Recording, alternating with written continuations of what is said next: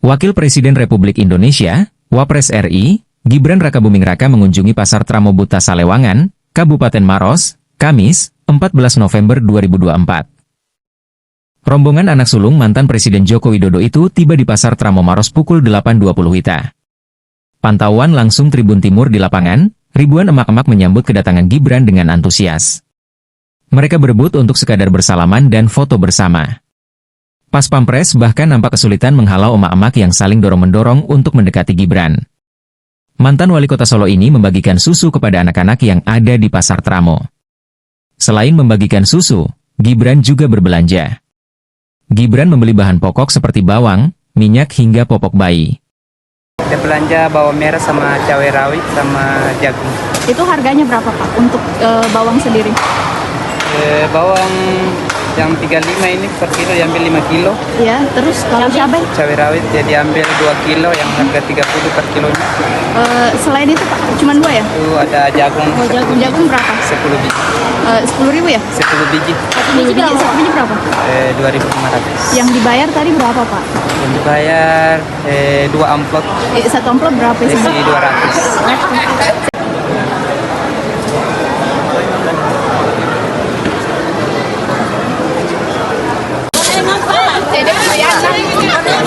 Saya ada cewek masih 2 lusin. Total na din, 2 lusin. Bu, ini Mas Gibran beli apa Bu? Ibu beli apa, Bu? Bu, minyak goreng berapa? Berapa Bu yang dibeli Bu? Maunya 2 lusin tapi yang ada cuma 1 lusin.